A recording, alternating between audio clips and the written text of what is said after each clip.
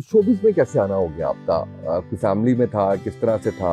और वो जो ख्वाहिशात थी आपकी कि पैसे बहुत मिल जाएँ, गाड़ी मिल जाए, घर मिल जाए, वो सारी पूरी हो गई? यस, अल्हम्दुलिल्लाह अल्लाह का शुक्र है। यही रीज़न थी बेसिकली।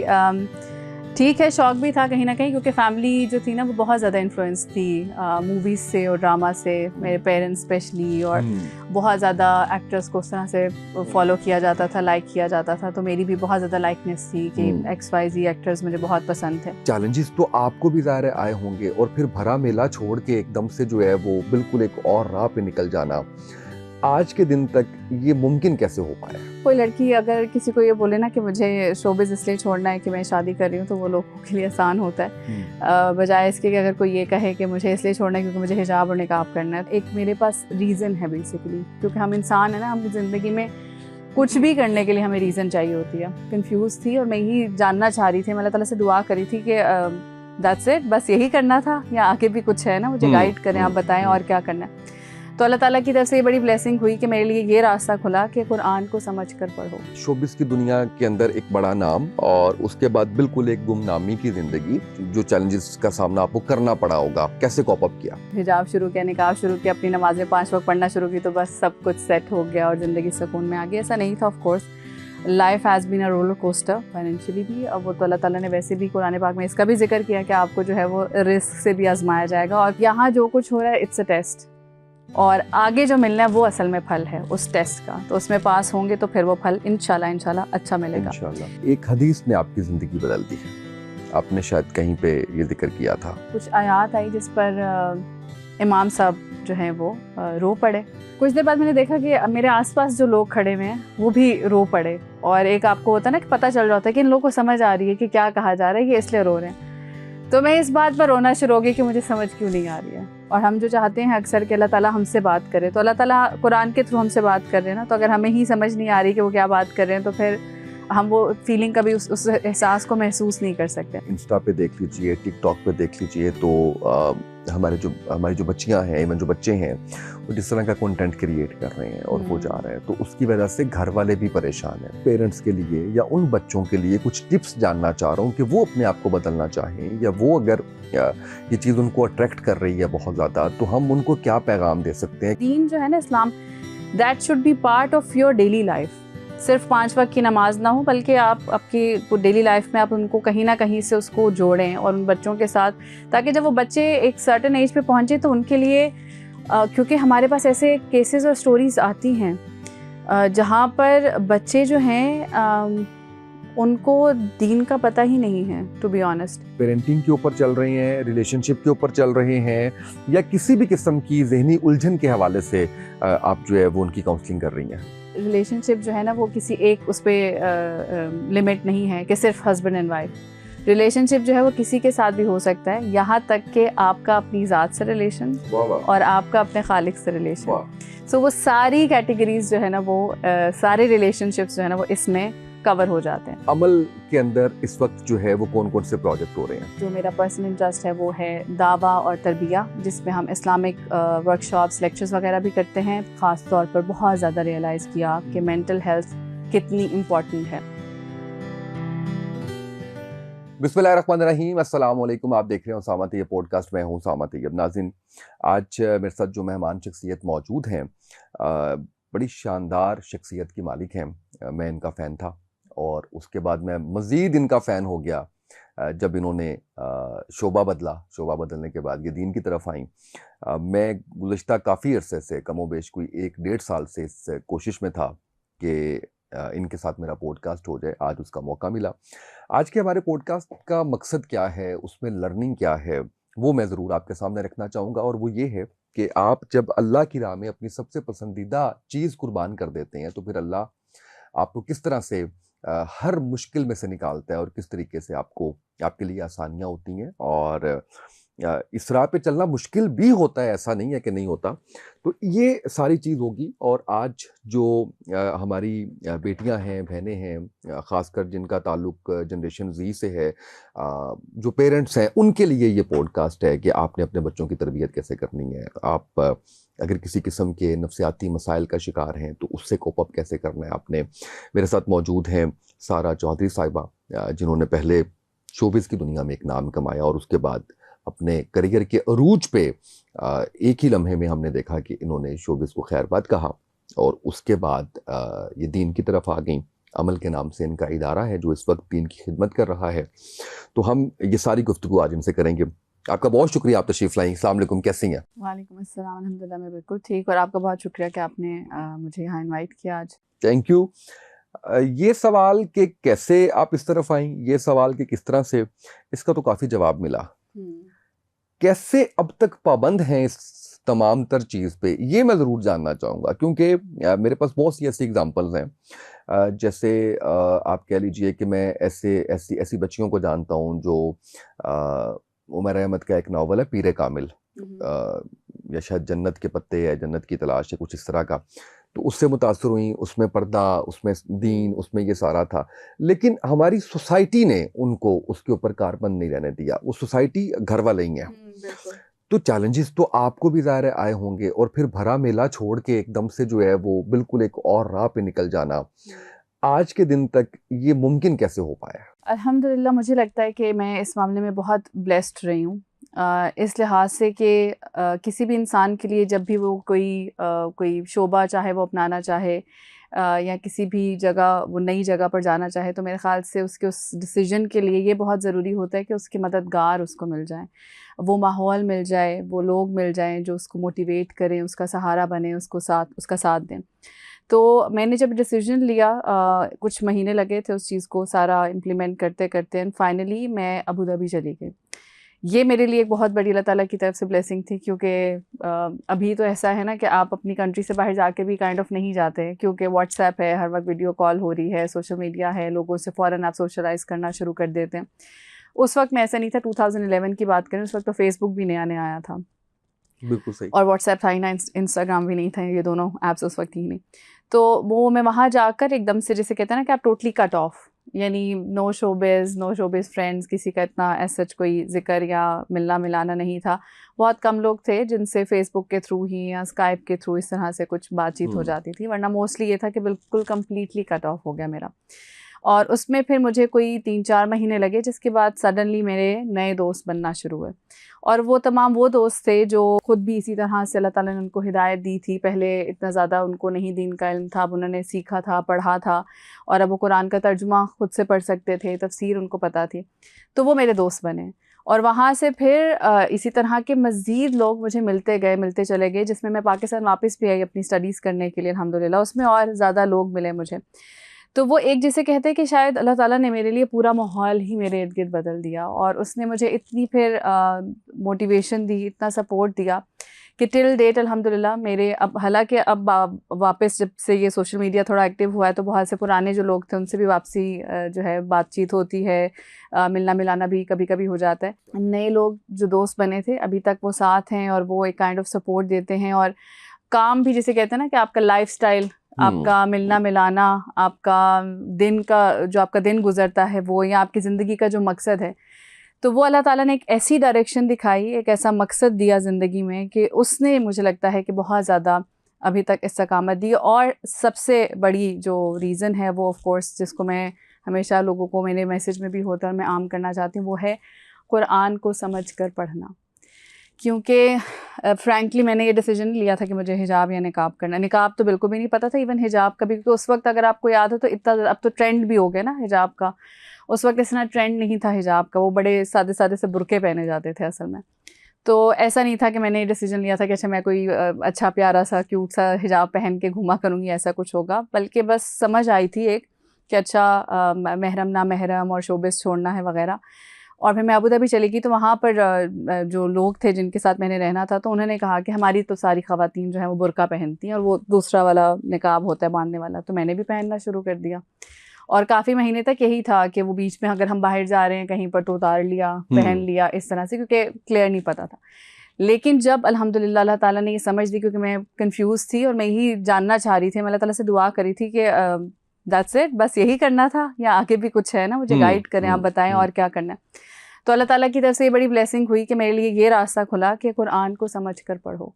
और जब कुरान को समझ कर पढ़ा, हदीस को पढ़ा, नबी सल्लल्लाहु अलैहि वसल्लम की सीरा को पढ़ा, तो फिर समझ आई कि अच्छा अगर मैंने हिजाब भी करना है, निकाब करना है, तो वो क्यों करना है, करना भी है या नहीं करना, अगर करना है तो क्यों करना है और किसके लिए करना है। तो उसने भी मुझे लगता है कि अल्हम्दुलिल्लाह टिल डेट बहुत ज़्यादा हौसला दिया है डटे रहने का। एक मेरे पास रीज़न है बेसिकली, क्योंकि हम इंसान है ना, हम ज़िंदगी में कुछ भी करने के लिए हमें रीज़न चाहिए होती है। बिल्कुल सही है, बगैर रीज़न के हम कुछ भी नहीं करते। अच्छा मुझे ये बताएं चैलेंजेस क्या क्या है। चैलेंजेस में कुछ डिफाइन कर देता हूँ जो मुझे लगता है, जो शायद एक आम आदमी को लगता है कि आपको क्या चैलेंजेस आए होंगे। फाइनेंशियल, सोसाइटी की तरफ से, घर वालों की तरफ से, और इमोशनल इस पॉइंट ऑफ व्यू से कि एक शोबिस की दुनिया के अंदर एक बड़ा नाम और उसके बाद बिल्कुल एक गुमनामी की ज़िंदगी।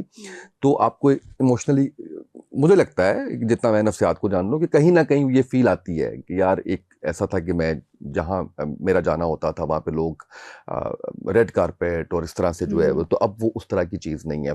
ये 3 तो मुझे नज़र आते हैं जो जो जो चैलेंजेस का सामना आपको करना पड़ा होगा। आए ये वाले, कुछ और भी आए, कैसे कॉप अप किया? देखिए, सबसे पहली बात तो ये है कि चाहे वो शोबिस छोड़ना हो या कहीं पर भी आपको ज़िंदगी गुजारना हो, हमें एज अ मुस्लिम सबसे पहले तो ये अंदाज़ा होना चाहिए, इस चीज़ पर ईमान होना चाहिए कि अल्लाह सुब्हानहू तआला ने कुरान पाक में भी हमें साफ साफ बता दिया कि इस ज़िंदगी को, इस दुनिया को मैंने बनाया ही एक टेस्ट के लिए है। तो इसको समझना जो है ना, और इसको समझ कर एक सुकून दिल में डालना, ये बहुत इम्पॉर्टेंट है। मुश्किल है लेकिन बहुत इम्पॉर्टेंट है, क्योंकि हमें ये लगता है कि ये बेसिकली सुकून की जगह है, ये दुनिया जो है ये मज़ों की जगह है। असल में यही है बेसिकली, हमने जो करना है, यू लिव वंस वाला जो हमारा फार्मूला है कि हमने जो भी करना है वो यही करना है, आगे का तो पता नहीं है क्या होगा क्या नहीं होगा। लेकिन उलट है कि यहाँ जो कुछ हो रहा है इट्स अ टेस्ट, और आगे जो मिलना है वो असल में फल है उस टेस्ट का। तो उसमें पास होंगे तो फिर वो फल इंशाल्लाह अच्छा मिलेगा। सो बेशक ऐसा नहीं था कि मैं कहूँ कि नहीं जी अल्हम्दुलिल्लाह, मैंने तो जैसे ही हिजाब शुरू किया, निकाब शुरू किया, अपनी नमाज़ें 5 वक्त पढ़ना शुरू की, तो बस सब कुछ सेट हो गया और ज़िंदगी सुकून में आ गई। ऐसा नहीं था। Of course life has been a roller coaster हर लिहाज से। जैसे आपने अगर फाइनेंशियली कहा तो फाइनेंशियली भी, अब वो तो अल्लाह ताला ने वैसे भी कुरान पाक में इसका भी जिक्र किया कि आपको जो है वो रिस्क से भी आजमाया जाएगा, और फिर और भी मज़ीद चीज़ों से भी, सेहत भी आती है उसमें, औलाद से। मेरे माशाल्लाह अल्हम्दुलिल्लाह 5 बच्चे हैं माशाल्लाह, और उनमें से मेरे ख्याल से 5 जो है ना वो NICU में रहे हैं। उमर बहुत स्वेयर था।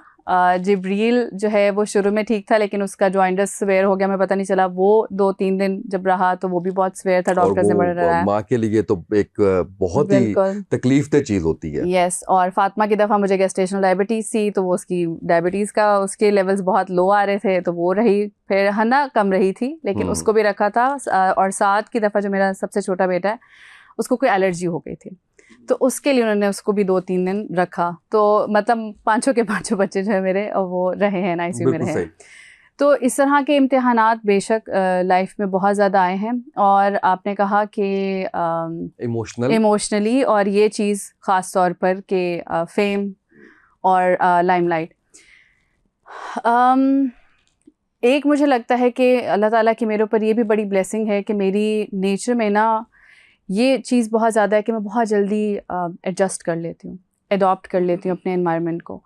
तो मेरे लिए उस वक्त भी इतना मुश्किल नहीं था कि जैसे होता है ना कि अगर आपको अचानक गांव में शूटिंग के लिए जाना पड़ा है तो आप कहें कि ये क्या बात हुई, मिट्टी है, ये घड़े में से मैं पानी पीऊँगी, और ये किस तरह के लोग घूम रहे हैं मेरे आसपास, पोल्यूशन एक्सेट्रा है वो।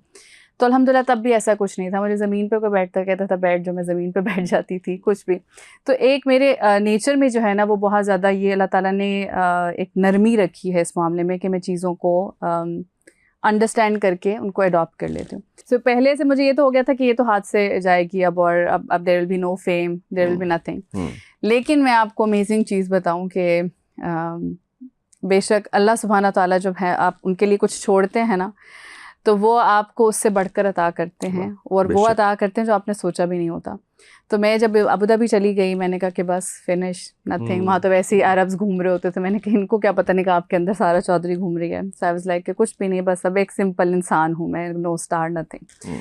फिर वहाँ पर खैर तब भी लोग दोस्त बने, उन लोगों में भी आना जाना हुआ। लेकिन फिर मैं जब पाकिस्तान आई वापस और मैंने अपनी स्टडीज़ के लिए आना था, तो पता नहीं कहाँ से अल्लाह ताला ने कौन से लोगों से किस तरह से उनसे सलाम दुआ बनी, जान पहचान बनी। उन्होंने पहले मेरी स्पीच रखी, सबसे पहली स्पीच मेरी रखी कि आपने आके अपनी चेंज स्टोरी बतानी है। और मेरे लिए इतना अजीब सा था कि क्या मैं क्या करूँगी, क्या बोलूँगी। लेकिन वो फिर उन्होंने मेरी हेल्प भी की, आप इस तरह स्टार्ट करें, ऐसे लिखें, ये स्पीच दें। वो मैंने तैयार की, उसको मैं डिलीवर किया। और वो दिन था और आज का दिन है। अल्हम्दुलिल्लाह, till date I go to universities. Today I am sitting here in a podcast, ठीक है। तो मैं इतनी हैरान होती हूँ और इतनी परेशान होती हूँ। मैं कहती हूँ पता नहीं मेरे लिए है या लोगों के लिए है, जिसके लिए भी है, लेकिन मैं कहती हूँ कि अल्लाह सुब्हाना ताला ने ये एक काइंड ऑफ जैसे कहते हैं ना कि एक निशानी दी है हमें कि व तो इज़्ज़ु मन तशा व तुज़िल्लु मन तशा। इज़्ज़त अल्लाह ताला ने जहाँ देनी है, शोहरत अल्लाह ताला ने जहाँ देनी है ना, वो आपको मिल जानी है। उसके लिए ज़रूरी नहीं है कि हम कहें कि नहीं हम कुछ सर्टन काम ही करेंगे तो हमें इज़्ज़त और शोहरत मिलेगी। सो वो अल्हम्दुलिल्लाह अभी भी अल्लाह का शुक्र है, एक नाम है, पहचान है, और अच्छे काम के लिए मुझे लगता है, ज़्यादा बेहतर काम के लिए इंशाल्लाह, क्योंकि दीन की बात करने जाती हूँ, अल्लाह ताला का पैगाम फैलाने जाती हूँ, तो इंशाल्लाह अल्लाह ताला जो है वो कबूल करे। फैमिली और फ्रेंड्स की आपने बात की, तो जैसे मैंने जिक्र किया ना कि उस वक्त इतना ज़्यादा सोशल ऐप्स और ये चीज़ें नहीं थी, तो काइंड ऑफ थोड़ा सा मैं कट ऑफ हो गई। जब यहाँ थी तो उस वक्त हाँ ये था, मिक्स्ड रिएक्शन मिलता था। जब मैं थोड़ा बहुत इस टॉपिक को छेड़ती थी, दीन से रिलेटेड कोई भी टॉपिक छेड़ती थी या कोई भी बात, तो एक तो खैर मुझे ये भी सुनने को मिला, जो मुझे लगता है कि सही भी था, लोगों का ऑब्जेक्शन वो ये था कि अगर तुम्हें गलत लगता है तो तुम पहले छोड़ो, हमें क्यों बता रही हो। तो मैं शुक्र है कि मैं इतनी वो नहीं थी बेवकूफ़ के मैं कहती है कि बात मेरी बात मानो जो मैं कह रही हूँ। तो मैंने कहा कि हाँ बात इनकी ठीक है, आप वो प्रीच नहीं कर सकते जो आप जो है ना फॉलो नहीं करे, प्रैक्टिस नहीं कर रहे। हाँ, जब आप खुद कुछ करते हो ना तो फिर आपकी बात में असर भी आता है और अगला बंदा भी फिर कहता है कि हाँ ये बंदा ये काम खुद भी करता है तो इसका कहना जायज़ है। तो इस तरह का थोड़ा बहुत रिएक्शन ज़रूर था। अदर दैन दैट कोई ख़ास बहुत ज़्यादा मैं नहीं कहूँगी कि बहुत ही कोई बैकलैश है ऐसे। रादर जिन लोगों के साथ मैं इन टच थी, जब मैंने वहाँ जाकर उनसे कांटेक्ट किया तो वो पूछते रहते थे कि अच्छा क्या चल रहा है क्या नहीं। उनमें से फिर कुछ दो तीन लोग ऐसे भी थे जिनसे वापस आके मुलाकात हुई। उनमें से 2 फ्रेंड्स थी जिन्होंने फिर डिसीजन भी लिया, उन्होंने भी अल्हम्दुलिल्लाह फिर हिजाब स्टार्ट किया। सताइश खान का शायद आपने नाम सुना होगा, फिर और सेकंड वाज मरियम। तो फैमिली का जहाँ तक था ताल्लुक़, तो मेरे ख़्याल से जब कोई लड़की अगर किसी को ये बोले ना कि मुझे शोबिज़ इसलिए छोड़ना है कि मैं शादी कर रही हूँ, तो वो लोगों के लिए आसान होता है। बजाय इसके कि अगर कोई ये कहे कि मुझे इसलिए छोड़ना है क्योंकि मुझे हिजाब और निकाब करना है, तो वो समहाउ क्योंकि हमारे पास यूजली अवेयरनेस नहीं है इस्लाम की उस तरह से जिस तरह होनी चाहिए। जैसे मैंने कहा कि कुरान को हम समझ कर नहीं पढ़ते हैं, तफसीर को नहीं पढ़ते हैं, तो हमें पता ही नहीं है कि हिजाब और निकाब जो है वो कुरान में मौजूद भी है या नहीं है, हदीस में मौजूद भी नहीं है या नहीं है, और अगर है तो कहाँ पर है एग्जैक्टली, कहाँ क्या कहा गया है, क्या लिखा हुआ है। तो इस वजह से वो लोगों को नहीं समझ आती। तो मेरी फैमिली का भी यही था कि मुझे पता था कि मैं अगर इनको ये कहूँगी कि मुझे इस्लाम की वजह से शोबिस छोड़ना है तो दैट वोंट मेक सेंस। तो मैंने बस उनसे ये कहा कि बस लाइक शादी करनी है और इसलिए छोड़ना है, तो उसमें सपोर्ट आके फिर मैंने वहाँ जाकर जब अपनी एक पिक्चर भेजी घर पर, तो उसमें मैं बिल्कुल उस वक्त मैंने और वो दूसरा वाला पर्दा स्टार्ट किया था, बिल्कुल आगे जो फेंक देते हैं ना वो वाला। तो वो मैंने एक मॉल में खड़े होकर पिक्चर बनाई, वो भेजी, तो वो घर वाले काफ़ी शौक में चले गए कि इस बच्ची को क्या हो गया वहाँ जाकर। हम तो कुछ और एक्सपेक्ट कर रहे थे, अबू धाबी गई है तो पता नहीं क्या ही चीज़ वहाँ से हमें आएगी, लेकिन ये कि ये तो बिल्कुल कुछ और ही हो गया। तो काफ़ी अर्से तक उनको भी इतना वो नहीं पता था। फिर मैं जब पाकिस्तान आई और मैंने अपना इंटरव्यू दिया फर्स्ट, क्योंकि मैं असल में इस्लामाबाद चली गई थी डायरेक्ट, तो लाहौर में मेरी ख़ास फैमिली से मुलाकात नहीं हुई। इनको पता था, बता दिया, इन्फॉर्म कर दिया कि मैं पढ़ने आई हूँ, लेकिन मुझे था कि मैं फ़ोकस के साथ अभी पढ़ना चाह रही हूँ। फिर मैंने जब इंटरव्यू दिया अपना पहला, फ़राह हुसैन के मैं शो में गई थी, मॉर्निंग शो में, तो उसके बाद अम्मी को और सब लोगों को ना सब मुबारकबाद देने आ गए। तो अम्मी यही कहती हैं, अभी तक यही कहती हैं, कहती ऐसे मुबारकबाद दे रहे थे जैसे मेरी बेटी जो है ना वो मुसलमान हुई है, उससे पहले तो वो मुसलमान नहीं थी। बिल्कुल सही। तो उसके बाद ये है कि वो काफ़ी घर वाले भी जो है वो सपोर्टिव हो गए, और अब्बू तो इतने ज़्यादा फिर वो हो गए, क्या कहते हैं, प्रोटेक्टिव के, क्योंकि जाहिर से पता घर का माहौल नहीं था, तो कज़न्स आ रहे हैं और जो मुँह बोले हमारे रिश्ते होते हैं कि ये मामू है, मुँह बोले में नामहरम है, बिल्कुल। तो वो फिर एक माहौल क्योंकि नहीं था, तो वो आना जाना ऐसे नहीं था, बस जिसका दिल चाहा आ जाए। तो वो फिर अब्बू बहुत ज़्यादा वो होते थे, मेरी नानी अल्लाह ताला उनको जन्नत नसीब करे, तो उनको बहुत ज़्यादा ना डांट रहे होते थे कि आपको पता नहीं है कुड़ियाँ पर्दा कर दी हैं, ये ना, तो 10 के लिए आया करो, पहले एंज ने ले आया करो। तो फिर फ़ौरन भागते थे अब्बू, जल्दी जल्दी जल्दी पर्दा करो, कोई आ गया। तो अल्हम्दुलिल्लाह फिर काफ़ी सपोर्ट रही until date अल्हम्दुलिल्लाह। आपके साथ के जो लोग थे जो आपके अगेंस्ट एक्टर्स हुआ करते थे, आपके साथ जो डायरेक्टर्स थे, उन्होंने उस वक्त क्या रिएक्शन दिया? जैसे मैंने कहा ना कि मैंने कुछ हद तक कुछ टॉपिक्स पे डिस्कशन की, और मुझे लगता है कि उस वक्त मैं भी इतनी ज़्यादा एजुकेटेड तो नहीं थी, तो बस जो मैं पढ़ रही थी मैं फ़ौरन उनको जाके कन्वे करती थी कि अच्छा मैंने तो ये पढ़ लिया इस चीज़ के बारे में, ये चीज़। और वो उस वक्त तो फिर बंदा ज़रा सेंसिटिविटी नहीं समझता मामलों की, तो मैं डायरेक्टली हराम और हलाल के अल्फाज यूज़ करती थी। तो फिर मैंने फ़ौरन कहना कि ये चीज़ हराम है और ये हलाल नहीं है, और इस तरह करके। तो नेचुरली वो जैसे मैंने कहा कि यही होता था यूजली, या वो बहस करते थे या फिर यही होता था कि अच्छा अगर तुम्हें, लेकिन सबका नहीं होता था। There were some people who were उन्होंने भी काइंड ऑफ सोचना शुरू किया इस बारे में, और कुछ ऐसे थे जो सपोर्ट में भी थे कि हाँ चलो जो भी है तुम्हारा डिसीजन है। असल में ये बात हम सभी जानते हैं कि स्पेशली जो लोग आर्टिस्ट होते हैं दे आर वेरी सेंसिटिव, और मैं अपने पर्सनल एक्सपीरियंस से और ऑब्जर्वेशन से बता सकती हूँ कि इन सबके साथ ताल्लुक़ रहा है, सबके साथ अच्छी सलाम दुआ दोस्ती, और फिर जब सेट पे काम करते थे तो जाहिर सी बात एक फ़ैमिली बन जाते हैं आप लोग। तो एक फ़ैमिली की तरह हम सब ने टाइम गुजारा हुआ, एक दूसरे को हम सब जानते हैं कि अच्छा ये इंसान कैसा है, बिकॉज़ आप इतने महीने सुबह से रात तक काम कर रहे हैं, इतना वक्त गुजारते, इतना वक्त उस वक्त में आप एक्चुअली अपनी फैमिली के साथ नहीं गुजारते। जो सेलिब्रिटीज़ बेचारे होते हैं तो वो ज़्यादा वक्त मुझे लगता है अपने काम पे गुजारते हैं। ऐसे ही है, बिल्कुल ऐसे ही। अंदर से अल्हम्दुलिल्लाह हम सभी जो हैं वो अल्लाह ताला से मोहब्बत करते हैं, और हम सभी कहीं ना कहीं इस तलाश में ज़रूर होते हैं कि अगर कुछ है जो मुझे नहीं मालूम तो अल्लाह करे कि मुझे पता चल जाए। वो जो आपने मैच्योरिटी का जिक्र किया ना कि शायद उस वक्त कितना नॉलेज आपके पास भी नहीं था, वो मुझे अब समझ आ रही है कि अब आप जिस तरह से अब गुफ्तगू कर रही हैं और एकदम से हलाल हराम और वो सारा। अच्छा, वैसे कह देने में हर्ज भी नहीं होता, लेकिन ज़ाहिर है हमारे यहाँ पे एक्सेप्टेंस और वो चीज़ उस तरह की जो है वो उस तरह से नहीं होता। मैंने सुना कि एक हदीस ने आपकी ज़िंदगी बदल दी, आपने शायद कहीं पे ये जिक्र किया था। वो क्या होता है कि जाहिर सी बात है रील्स जब बनती हैं, अच्छा, हाँ, वो रील थी। तो वो रील्स में क्या होता है कि वो उसको क्या थंबनेल जो हम कहते हैं क्लिक बेट बनाने के लिए, ओके वो था। हाँ। अच्छा। वैसे मेरी एक वो फेवरेट हदीस है, मैं युरिदिल्लाहु बिही खैरा युफ़क़्क़िहु फ़िद्दीन, कि अल्लाह सुब्हानहू व तआला जिससे भलाई का इरादा कर लेते हैं उसको दीन की समझ देते हैं। ये सही हदीस है। लेकिन ऑफ कोर्स एक हदीस ने मेरी ज़िंदगी नहीं बदली थी। ओवरऑल मैं कहती हूँ कि अल्लाह ताला ने जो मुझे कुरान की समझ दी, या ये रियलाइजेशन दी ना कि मुझे कुरान को समझ कर पढ़ने की ज़रूरत है, उसने बदला, और हदीस को भी जाहिर सी बात हमें पढ़ने की अल्हम्दुलिल्लाह ज़रूरत है। आप माशाल्लाह से काउंसलिंग भी कर रही हैं, और बहुत से लोग ऐसे हैं जो जिनकी मेंटल हेल्थ बहुत अच्छी हुई आपसे सेशंस लेने के बाद।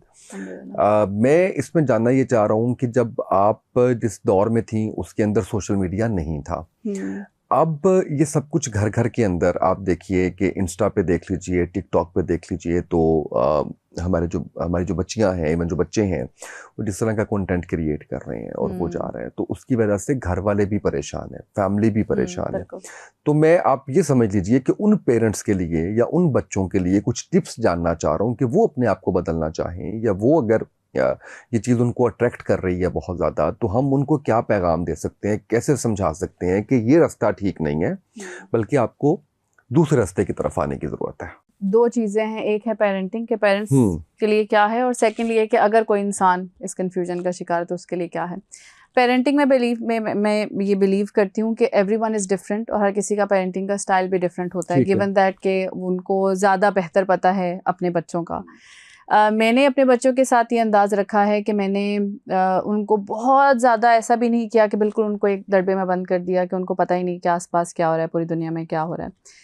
हाँ, अभी तक टिल डेट उनको फ्री एक्सेस नहीं है मोबाइल फ़ोन, के पास मोबाइल फ़ोन्स हैं ही नहीं, अभी तक उनको मैंने नहीं दिए, और मेरा इरादा यही है कि एक सर्टेन एज के बाद ही उनको मिलेगा। हाँ, कॉन्टैक्ट के लिहाज से अगर देना भी हुआ तो वो जो छोटे छोटे मोबाइल होते हैं जिस पे कॉल और SMS हो सकता है, दैट्स ऑल, तो वो मैं उनको ज़रूर दे दूँगी जब मुझे लगेगा कि वो स्टडीज़ के लिए जाते हैं तो उनको ज़रूरत है। लेकिन स्मार्टफ़ोन जो है उनको वो एक सर्टेन एज के बाद ही मिलेगा। बिल्कुल। सो पेरेंटिंग के लिए ये बहुत ज़रूरी है सबसे पहले कि आप ना बच्चों से एक बहुत यंग एज से उनसे कम्युनिकेट करें, और उस कम्युनिकेशन में ना आप कोशिश करें कि आप लाइफ की रियलिटीज़ के बारे में उनसे बात किया करें।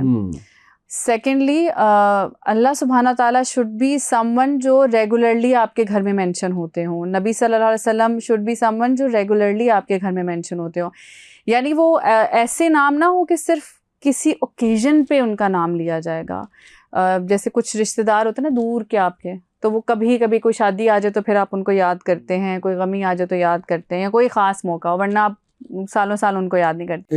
यानी सिर्फ जुमे या ईदैन के ऊपर या मुहर्रम के अंदर नहीं, बल्कि आपकी रोजाना की बुनियाद पर. जैसे हमारे बचपन में हमें हर रोज वाक़यात सुनाए जाते थे, बताया जाता था. तो ये है कि अल्लाह सुब्हाना ताला को आपको अपने बच्चों के सामने बार बार इस तरह जिक्र करें कि वो जैसे ही एग्जिस्ट हैं, वो हमारे आसपास हैं, हमारी ज़िंदगियों में हैं, तो आप बार बार उनके बारे में जिक्र किया करें. नबी सल्लल्लाहु अलैहि वसल्लम की एग्जाम्पल्स और बाकी तमाम जो भी हमारे अम्बिया कराम थे और जो भी सहाबा कराम हैं, सबका इस तरह से, मतलब दीन जो है ना इस्लाम, that should be part of your daily life. सिर्फ 5 वक्त की नमाज ना हो, बल्कि आप आपकी डेली लाइफ में आप उनको कहीं ना कहीं से उसको जोड़ें और उन बच्चों के साथ, ताकि जब वो बच्चे एक सर्टेन एज पे पहुंचे तो उनके लिए क्योंकि हमारे पास ऐसे केसेस और स्टोरीज आती हैं जहाँ पर बच्चे जो हैं उनको दीन का पता ही नहीं है, टू बी ऑनेस्ट. और समटाइम्स टीनेजर्स, जो आपने नेक्स्ट दूसरी कैटेगरी की बात की ना, जिन लोगों को खुद रियलाइजेशन हो रही है, तो हमारे पास वाकई ही इस तरह के केसेस आते हैं जहाँ वो कहते हैं कि मुझे कुछ फील हो रहा है और मुझे ऐसा लग रहा है, वो हम कहते हैं ना कि आपको आवाज़ आ रही है आपके नफ्स की, तो वो कहते हैं कि हमें एक कॉल है, कोई हमें एक आवाज़ आ रही है, लेकिन ना हमें कुछ पता ही नहीं है. तो उनको बेसिक दीन जो है ना इस वक्त ख़ास तौर पर, हम तो फिर भी अल्हम्दुलिल्लाह ब्लेस्ड थे. हमें हमारे पेरेंट्स, मतलब मुझे मेरी अम्मी ने बहुत टाइम से कुरान पढ़ा दिया था. अम्मी का ख़ुद, क्योंकि अम्मी नमाज़ पढ़ती थी तो मुझे नमाज का शौक़ था. अम्मी ख़ुद रोज़े क्योंकि पूरे एहतमाम के साथ रखती थी तो मुझे रोज़ों का शौक़ था. तो मेरी भी लाइफ में जो था ना, बहुत यंग एज से मैं अल्लाह ताला को जानती थी, मैं नबी सल्लल्लाहु अलैहि वसल्लम को जानती थी. और बहुत यंग एज से कोई भी मुश्किल आती थी ना मेरे ऊपर, तो मैं फ़ौरन नफल पढ़ती थी. मैं फ़ौरन कुरान खोल के सूरह यासीन, सूरह रहमान पढ़ती थी. अम्मी बीमार हो गई तो मैं अल्लाह ताला से दुआ करती थी, अल्लाह अम्मी को ठीक कर दे, मैं 20 दफ़ा सूरह रहमान पढ़ लूँगी. इस तरह की मन्नतें मांगना, चीज़ें करना और वो सारा कुछ करना. तो इसी तरह से जो है, ये पेरेंट्स के लिए सबसे पहले बहुत ज़रूरी है कि अपने बच्चों के साथ प्लीज़ ये एक भलाई करें कि आप उनके साथ कम्युनिकेशन जब करते हैं, कम्युनिकेट एक तो बहुत ज़्यादा करें, मोबाइल्स को रख दें. मुश्किल है, मुझे पता है, हमारे लिए समटाइम्स चैलेंजिंग हो जाता है, लेकिन कोशिश करें कि एफर्ट्स करें, मोबाइल को छोड़ें, उनके साथ कम्युनिकेट करें. और उस कम्युनिकेशन में मेक श्योर करें कि आप उनको उनके जो उनका खालिक है ना, उसके साथ आप ज़रिया बने, बजाय इसके कि कोई और आए और उनको जोड़े. उस चीज़ का इंतज़ार ना करें, आप ज़रिया बने, आप उनको उनके खालिक से जोड़ दें. क्योंकि ये बच्चे हमारे पास अमानत हैं, ये हमारे नहीं हैं, ये हमारे पास अमानत है अल्लाह सुब्हाना ताला की. तो इसलिए हमें इनको उससे जोड़ना चाहिए. हम प्रोटेक्ट कर सकते हैं एक सर्टन लिमिट तक. असल जो उसने प्रोटेक्ट करना है या उनको गाइड करना है, वो अल्लाह सुब्हाना ताला की ज़ात ने करना है. अब आते हैं उन लोगों की तरफ जो ख़ुद अगर इस फेज़ से गुज़र रहे हैं और वो चाहते हैं कि अब हम क्या करें, डायरेक्शन ढूंढ रहे हैं. तो मेरे लिए सबसे बड़ी जो हेल्पफुल चीज़ रही थी वो यही रही थी कि कुरान से जुड़ें. और अब तो हमारे पास माशाल्लाह बारकल्लाह फ़ी इतनी आसानी है. जैसे मेरे टाइम में मुझे नहीं समझ आ रही थी कि कहाँ किससे क्या राब्ता करूँ और कौन सही है, किससे पढ़ना है, किससे नहीं पढ़ना. अब सारी इन्फॉर्मेशन इंटरनेट पे मौजूद है. बिल्कुल ऐसे ही. आपके आसपास कौन से इंस्टीट्यूट्स हैं, अगर इंस्टीट्यूट्स हैं तो वो कौन लोग हैं, कहाँ से पढ़े हुए, उनका सोर्स ऑफ नॉलेज क्या है, वो क्या पढ़ाते हैं वगैरह, सारी आप अपनी इंफॉर्मेशन लेके स्टार्ट स्टडिंग कुरान एंड हदीस.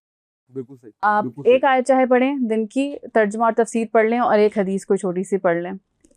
इससे स्टार्ट करें. इंशाल्लाह विद आफ्टर 1 ईयर आप देखेंगे कि आपने कितना ज़्यादा कुरान आपको समझ आ रहा है और कितनी ज़्यादा अहदीस आपने अब पढ़ ली. यस, वो जो आपको कन्फ्यूजन है और आप कह रहे हैं ना कि आपको डायरेक्शन नहीं मिल रही, रास्ता नहीं मिल रहा, क्या करूं, वो उसके आंसर्स आपको खुद मिलना शुरू हो जाएंगे उसी कुरान में से, उन्हीं अहदीस में से. बिल्कुल सही है. अच्छा, मुझे ये बताइएगा कि किन मौज़ूआत पे आप इस वक्त जो है वो सेशंस आपके चल रहे हैं, और अगर कोई आपसे रब्ता करना चाह रहा है, आपसे गाइडलाइंस लेना चाह रहा है, उसके लिए क्या तरीक़ाकार है? सही. मौज़ूआत डिपेंड करता है. यूजली हम जैसे यूनिवर्सिटीज़ वगैरह समटाइम्स हमें इनवाइट करती हैं, तो कभी कभी उन्होंने कोई स्पेशल डेज रखे होते हैं, कभी वो हिजाब डे होता है या इस तरह का, तो वो हमें खुद बता देते हैं कि हमने ये थीम रखी है. क्योंकि आपके सेशंस चल रहे होते हैं, इंडिविजुअल्स के साथ काउंसलिंग आपकी जो है वो चल रही होती है, तो उसके लिए यानी कौन से पेरेंटिंग के ऊपर चल रहे हैं, रिलेशनशिप के ऊपर चल रहे हैं, या किसी भी किस्म की जहनी उलझन के हवाले से आप जो है वो उनकी काउंसलिंग कर रही हैं? लाइफ कोचिंग के लिए जो मैंने अपना रखा है वो मैंने रिलेशनशिप कोचिंग ही रखा है। और उसको रखने का मकसद यही था क्योंकि हमसे पूछा जाता है जब हम कोच बन रहे होते हैं तो वो कहते हैं अपनी कोई आप नीश जो है ना उसको सिलेक्ट करें जिसमें आप कहेंगे कि I am a fitness coach और I am a XYZ coach. तो मैंने कहा कि आई चूज़ रिलेशनशिप कोर्स। तो उन्होंने पूछा कि क्यों, क्योंकि मैंने कहा कि ये रिलेशनशिप जो है ना वो किसी एक उस पर लिमिट नहीं है कि सिर्फ हस्बैंड एंड वाइफ। रिलेशनशिप जो है वो किसी के साथ भी हो सकता है, यहाँ तक कि आपका अपनी ज़ात से रिलेशन और आपका अपने खालिक से रिलेशन। सो वो सारी कैटेगरीज जो है ना वो सारे रिलेशनशिप्स जो है ना वो इसमें कवर हो जाते हैं। तो इसमें मेरी कोशिश यही होती है, जैसे कहा आपने, तो रिलेटेबिलिटी की वजह से मुझे लगता है कि मेजॉरिटी ऐसे ही क्लाइंट्स आते हैं जो बेसिकली कहीं ना कहीं एक उस कन्फ्यूजन से गुजरे कि वो चाहते हैं कि उनके क्रिएटर से उनका रिलेशन हो जाए, सही हो जाए, उनके दीन से उनका रिलेशन या अपनी ज़ात से उनका रिलेशन बेहतर हो जाए। प्लस ऑफ कोर्स जो यूजली हमारे इश्यूज़ होते हैं, sometimes it's related to husband wife issues या फिर जनरली ओवरऑल जिसको भी जहाँ पे भी प्रॉब्लम्स आ रहे हैं, जॉइंट फैमिली सिस्टम, या इवन जैसे हमें पता है कि आजकल जो हमारी यूथ है वो ब्रेकअप्स और दूसरे रिलेशनशिप्स का भी शिकार, तो उसके लिए भी अल्हम्दुलिल्लाह आई फील ब्लेस्ड एक्चुअली कि वो हेजिटेट नहीं करते कि आई जज देम और एनीथिंग लाइक दैट। तो वो मुझे कांटेक्ट करते हैं कि हमें इस मतलब मेरा ब्रेकअप हुआ है या मैं किसी रिलेशनशिप में और मैं कंफ्यूज हूँ, मुझे समझ नहीं आ रही है। इवन आप ज़्यादा बेहतर, सॉरी आपकी बात करती, ज़्यादा बेहतर जानती होंगी। मैं तो हैरान रह गया जब मैंने 7-8 तरह के रिलेशनशिप सुने जिसमें नैनोशिप, सिचुएशनशिप और वो सारा कुछ इतना जो है वो उसके अंदर चल रहा है। एनीवेज, अच्छा, तो ये सारा कुछ हाँ, और इसमें ये है कि कांटेक्ट करने का जरिया ये है कि जो मेरा इंस्टाग्राम है बेसिकली उस पर मैंने कांटेक्ट नंबर दिया हुआ है, वहाँ से आप लोग सारा चौधरी ब्लू टिक है, ठीक है, वेरीफाइड है। तो उसके थ्रू ये है कि आप वहाँ पे मैंने कांटेक्ट नंबर उसके साथ वो अटैच किया हुआ है, तो आप जब कांटेक्ट उस पर क्लिक करते हैं तो वो डायरेक्ट व्हाट्सएप पे चला जाता है, विच इज़ अमल का ऑफिशियल कांटेक्ट नंबर बेसिकली। तो अमल के थ्रू फिर आप सेशन बुक कर सकते हैं। बिल्कुल सही है। अमल के अंदर इस वक्त जो है वो कौन कौन से प्रोजेक्ट हो रहे हैं? अमल जो है मेरा, जिसे कहते हैं कि बहुत ही दिल के करीब एक प्रोजेक्ट है अल्हम्दुलिल्लाह। वैसे मेरी ऑनलाइन एकेडमी भी थी पहले, उसको फिर मैंने इसी के साथ जो है कुरान ऑनलाइन एकेडमी थी उसको मैंने अमल के अंदर ही अब मर्ज कर दिया है। अमल में मैंने वो तमाम काम मैं करना चाह रही थी जिनमें मैंने पर्सनली भी पिछले 15-16 सालों में दूसरी ऑर्गेनाइजेशंस के साथ काम किया, प्लस कुछ चीज़ें थी, कुछ एरियाज से जो मुझे लग रहा था कि शायद ये अभी इन पे काम या तो हो नहीं रहा या वैसा नहीं हो रहा जैसा मैं चाह रही हूँ। तो उसमें सबसे पहला तो ऑफ कोर्स जो मेरा पर्सनल इंटरेस्ट है वो है दावा और तरबिया, जिसमें हम इस्लामिक वर्कशॉप्स, लेक्चर्स वगैरह भी करते हैं, प्लस हमारी ऑनलाइन और ऑन ग्राउंड तफसीर की, तजवीद की, ये सारी क्लासेस होती हैं। और उसमें हमने अल्हम्दुलिल्लाह भी हिफ्ज़ क्लासेस भी स्टार्ट की हैं, फीमेल्स की और बच्चों की। तो बड़ी ख़वातीन भी जो आना चाहें वो आ सकती हैं इंशाल्लाह। इसके अलावा हमारा मेंटल हेल्थ डिपार्टमेंट है। 2023 वाज द ईयर जब मुझे लगता है कि मैंने ख़ास तौर पर बहुत ज़्यादा रियलाइज़ किया कि मेंटल हेल्थ कितनी इम्पॉर्टेंट है। और अब इसलिए मेरी अक्सर कोई लेक्चर्स या वर्कशॉप्स भी होते हैं, मेरी कोशिश होती है कि उसमें कहीं ना कहीं अगर हम इन दोनों चीज़ों को कंबाइन कर सकें और फिर एक लेक्चर तैयार किया जाए तो मुझे लगता है कि वो बहुत अच्छा रहता है सबके लिए, अवेयरनेस के लिहाज से। तो मेंटल हेल्थ में हम अवेयरनेस बेस्ड लेक्चर्स भी करवाते हैं, वर्कशॉप्स भी, और फिर काउंसलिंग सेशंस भी हम स्टार्ट करने लगे इंशाल्लाह। फिर अभी तो मैं अमल के अंडर कर रही हूँ, लेकिन वेलफेयर डिपार्टमेंट भी हमारा जिसमें हम काफ़ी ज़्यादा काम कर रहे हैं। फोर्थली जो मुझे बहुत लगा कि बहुत ज़रूरी है, स्पेशली बीइंग अ वुमेन, मुझे लगता है कि आई कुड अंडरस्टैंड, हमें यही लगता है ना, हम ज़्यादा यही क्वेश्चन रेज़ करते रहते हैं कि अच्छा अगर आप इस्लाम जो है वो हमें औरतों को क्या कहता है कि हमें कोई काम बिल्कुल नहीं करना चाहिए, स्पेशली अर्निंग के पॉइंट से। तो जो मैंने ऑफ कोर्स सीखा, जो भी हमारे पास एग्जांपल्स हैं, तो हमें सिर्फ बाउंड्रीज सेट करनी है और उन बाउंड्रीज़ को फॉलो करना है जो अल्लाह ताला ने हमें बताई हैं बेशक, और जो दीन ने बताई हैं। उन बाउंड्रीज़ में रहते हुए, उन बाउंड्रीज़ को फॉलो करते हुए आप बेशक काम कर सकते हैं, ठीक है। तो उसकी वजह से, उसको मद्देनज़र रखते हुए आई रियली वांटेड कि हम अपॉर्चुनिटीज़ ऐसे लोगों के लिए ख़ास तौर पर लाएं जो ऐसी ख़वातीन हैं जो घर में मौजूद हैं और घर में रहते हुए वो कुछ पहले कुछ सीखना चाहती हैं, जिसके साथ फिर वो कुछ अपना थोड़ा बहुत या जितना भी वो अपना करियर स्टार्ट कर सकें। तो स्पॉन्सरशिप प्रोग्राम है इंशाल्लाह जिसको हम स्टार्ट करेंगे, जिसके लिए हमने इनेबलर्स के साथ MOU साइन किया है। तो उसमें हम ऐसी ख़वातीन को इंशाल्लाह एम्पावर करेंगे। बिल्कुल सही। तो ये किड्स पे भी काम करें माशाल्लाह, बाकी किड्स के प्रोग्राम्स वगैरह भी होते हैं। तो ओवरऑल अल्हम्दुलिल्लाह, अल्लाह का शुक्र है कि इट्स जिसे कहते हैं ना कि all in one kind of thing. ये एक नॉन प्रॉफिट ऑर्गेनाइजेशन, जी बिल्कुल सही है। अच्छा, मुझे आपसे कुछ ऐसी चीज़ें जाननी है जो इत्तेकाफ़ में आपके साथ पेश आई, जिसमें वो क्या कनेक्शन था जिसकी वजह से, या क्या मामला था जिसकी वजह से इतना रोई आप? मैं अल्हम्दुलिल्लाह अल्लाह ताला का करम है कि मैं 2 दफ़ा गई एतकाफ़ पर। जो पहला एतकाफ़ था वो था 2011 में। तो 2011 में फ़र्स्ट एवर मैंने डिसीजन लिया, क्योंकि एक तो मेरे जो हमेशा से बचपन से सुना था कॉन्सेप्ट एतकाफ़ के हवाले से, वो पता नहीं क्यों बना हुआ था कि अगर आप एक दफ़ा एतकाफ़ पे बैठ जाए तो फिर आपको हमेशा बैठना पड़ता है। तो वो एक लगता था कि अच्छा इस साल तो बैठ जाऊँगी, अगर दोबारा ना बैठ सकी तो शायद गुनाह मिलेगा। तो वो मैंने क्लैरिफाई किया, अल्हम्दुलिल्लाह क्लियर हो गया। फिर मैं शारजा में एक मस्जिद थी, वहाँ पर मैं मस्जिद अबू बकर के नाम से थी अल्हम्दुलिल्लाह, वहाँ पर मैं गई मस्जिद एतकाफ़ करने के लिए। तो वहाँ पर जो है वो तरावी स्टार्ट हुई, और जैसे मैंने कहा ना कि उस वक्त तक मुझे भी क्लियर नहीं था कि मैंने आगे क्या करना है, क्या पढ़ना है। तरावी स्टार्ट हुई ना तो कुछ आयात आई जिस पर इमाम साहब जो हैं वो रो पड़े। अच्छा, अब वो तो रो रहे थे तो मैं मतलब सुन रही थी।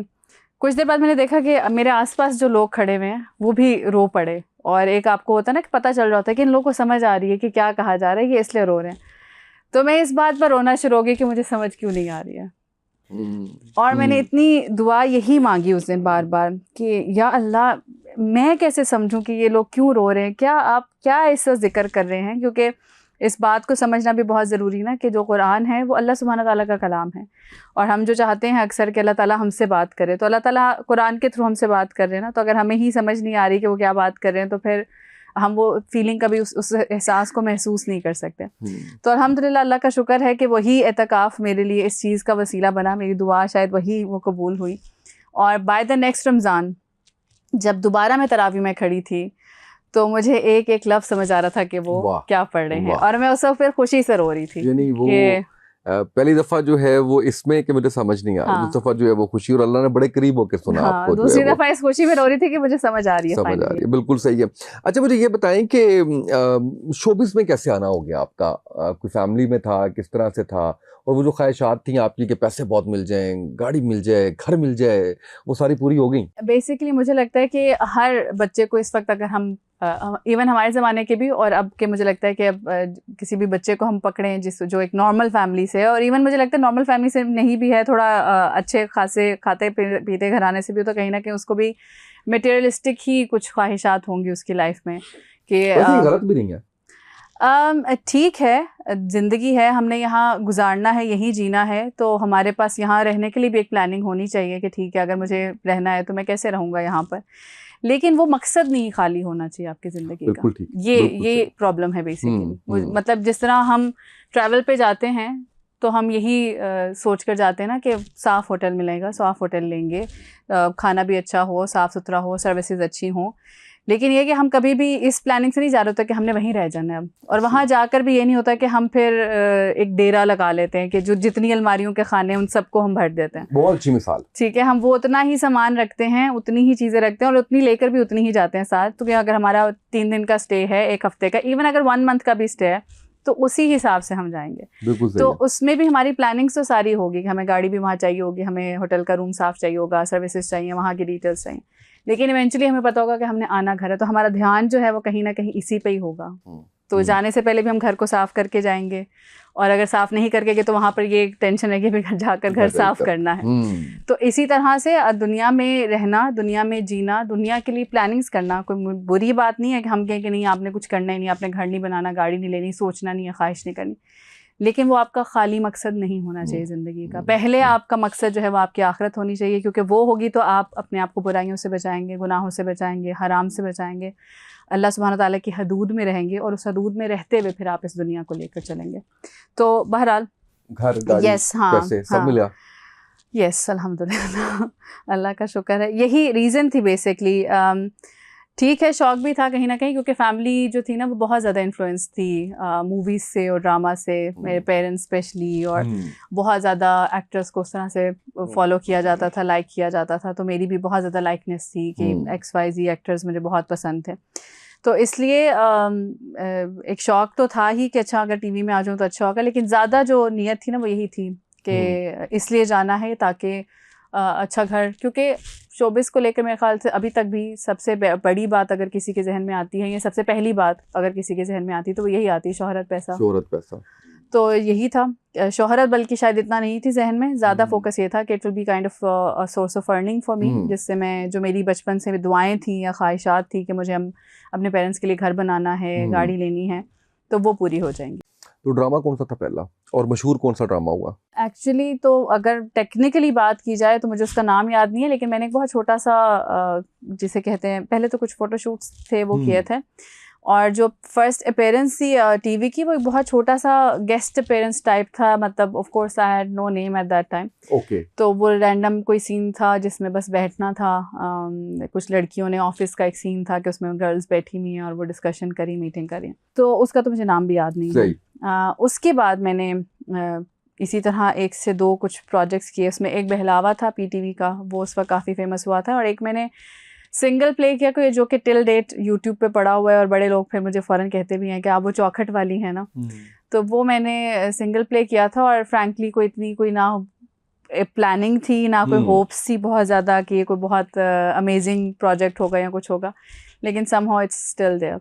बहुत कम मैंने काम किया मेरे ख्याल से इन सारे सालों में, लेकिन यही हैरत होती है कि अभी तक उनमें से जो गिने चुने प्रोजेक्ट्स किए थे वो ऑलमोस्ट सारे ही सबको याद हैं, सिवाय शायद कुछ के। सही। और वो यूट्यूब पे कुछ मौजूद भी हैं, तो फिर सब उसकी वजह से पहचान भी लेते हैं। कोशिश की कि वो डिलीट हो जाए? शुरू के टाइम में बहुत ज़्यादा था ये रियलाइजेशन से ज़्यादा फीलिंग बहुत ज़्यादा आती थी, गिल्ट वाली फीलिंग ना, कि जब एक चीज़ आपको समझ आ रही है कि नहीं सही है और इसको डिलीट होना चाहिए वगैरह, तो उस वक्त बहुत ज़्यादा ये ख्वाहिश होती थी और कोशिश होती थी कि इसको ना डिलीट करवाऊँ किसी तरह से। लेकिन फिर वक्त के साथ आप मैच्योर होते हैं और आपको बहुत सी चीज़ें रियलाइज़ होती हैं, समझ आती हैं, तो आपको जो दीन है और जो हिकमत है और अल्लाह सुब्हाना ताला की तमाम चीज़ें वो भी आपको समझ आना शुरू होती हैं। तो मैंने फिर ख़ुद को ये कहकर सबसे पहले तो सुकून दिया कि अल्लाह ताला ने बार बार कुरान पाक में कह दिया है कि जब इंसान कोई तौबा करता है सच्चे दिल से, तो अल्लाह ताला ना सिर्फ उसके पुराने गुनाहों को माफ़ करते हैं बल्कि उनको नेकियों में बदल देते हैं। ऐसे। तो मैंने तो अल्हम्दुलिल्लाह, अल्लाह ताला को पता है इंशाल्लाह मेरे दिल का कि मैंने तो तौबा की है, और मैं कहीं भी खुद अपलोड नहीं करी कोई चीज़, ना लगा रही, बल्कि जो भी मेरे फेसबुक वगैरह भी चीज़ें थी वो मैंने डिलीट कर दी, रिमूव कर दी। अब अगर कोई दूसरा उसको अपलोड कर रहा है, लगा रहा है, तो वो जाने और अल्लाह सुब्हाना ताला जाने, उनके बीच का मामला। सेकेंडली समटाइम्स मुझे लगता है कि अब जैसे अभी भी लेक्चर्स वगैरह के लिए यूनिवर्सिटीज़ में बुलाते हैं, तो कहीं ना कहीं वो फिर भी सबको मोटिवेशन ये भी दे रहे होते हैं कि ठीक है आज आई तो एज अ मोटिवेशनल स्पीकर, हाँ, लेकिन ये once she was an actress as well, तो आई एम प्रीटी श्योर वो बच्चियां जाकर देखती होंगी, सर्च करती होंगी, तो मुझे लगता है कि उनके मोटिवेशन के लिए शायद when they watch it तो उनको होता है कि these things are not into your hand, आप उसमें कुछ नहीं कर सकते हैं वो उसमें। जैसे मुझे याद है मंसूब किया जाता है, ये मैंने सुना नहीं है, पढ़ा है, जुनैद जमशेद साहब अल्लाह उनको ग़रीक़ रहमत करे, उनके हवाले से कि उन्होंने मल्टीपल टाइम्स ये कहा कि मेरे जिसके पास सॉन्ग्स वगैरह पड़े हैं वो डिलीट कर दें। तो वो ज़ाहिर है कि ये इतना ही किया जा सकता है, बाकी तो ज़ाहिर है कि वो हमारे उसमें हाथ में नहीं है। और मेरे ख्याल से लोग भी अभी तक टिल डेट अगर कभी, क्योंकि वो जो जान पहचान वाले होते हैं ना, तो वो भेज देते हैं इस तरह करके कि किसी ने अब तुम्हारी वीडियो अपलोड की है देखो, तो जब उसके कमेंट सेक्शन में चेक करती हूँ, कभी टिकटॉक पे भी इस तरह से आ रहे होते हैं क्लिप्स, तो जब मैं उनके कमेंट सेक्शन देखती हूँ तो काफ़ी लोगों ने ना कमेंट किया होता है कि ये पर्दा करती हैं, आप इसको इन क्लिप्स को हटा दें। ARY को ये मैं क्रेडिट दूंगी, ARY डिजिटल को, कि अल्हम्दुलिल्लाह दे डिड दैट। वाह। मेरे दो तो फॉर श्योर मुझे याद है, एक तारीखियाँ के नाम से था और मेगा कास्ट, मैं, बाबर अली, इमरान अब्बास और बब्रिक शाह और काफ़ी लोग, मेगा कास्ट, मेगा सीरियल, वो उन्होंने डिलीट किया। सेकंड मेरा सीरियल था, आफ्ताब अकबर साहब ने उसको डायरेक्ट किया था, उसमें भी again mega cast, Fahad Mustafa, मैं और Farhan Ali Agha and other names as well, उन्होंने वो 2 प्रोजेक्ट्स कंप्लीटली अल्लाह उनको दिलाए खैर दे, बहुत बड़ी बात है, बहुत बड़ी बात है। I appreciate them for that. बिल्कुल सही है। बहुत बहुत शुक्रिया आप तशरीफ लाई और इतना अच्छी हमने गुफ्तगू की, बल्कि मैंने नहीं, आपने इतनी अच्छी गुफ्तगू की और आपने भी बहुत अच्छी गुफ्तगू की, आपके क्वेश्चंस अच्छे थे। जज़ाकल्लाह, थैंक यू सो मच। तो आज की जो हमारी नशिस्त है, जिसका मकसद बुनियादी तौर पे तो ये था कि आपकी शख्सियत से जो मोटिवेशन ली जा सकती है, जो यूथ से सीख सकती है, जो पेरेंट्स सीख सकते हैं, तो हमारा मकसद ये था। अब अल्लाह हिदायत दे सबको और साथ ही आमीन। साथ जो है वो हमारी इस आज की नशिस्त को कबूल फरमाए। और मैं ये समझता हूँ कि बहुत बड़ी बात हो जाए कि कोई एक भी अगर जो है वो ऐसे रास्ते पे जिस पे हम समझते हैं कि चलना ठीक नहीं है, वो रास्ता आज की गुफ्तगू सुनने के बाद अगर वो छोड़ देता है, तो ये अल्लाह का बहुत खसूसी करम होगा। तो मैं फिर से बहुत शुक्रगुजार कि आप तशरीफ़ लाई और जिस तरह से आप काम कर रही हैं, अल्लाह आपको इस्तकामत दे आमीन। और इसमें कामयाबी दे। दुआओं की दरख्वास्त है। नाज़रीन, आपने गुफ्तगू सुनी एक ऐसी शख्सियत की जिन्होंने शोबिस की दुनिया में अरूज देखा और उसके बाद उसी अरूज के वक्त में छोड़ के वो दीन की तरफ आई।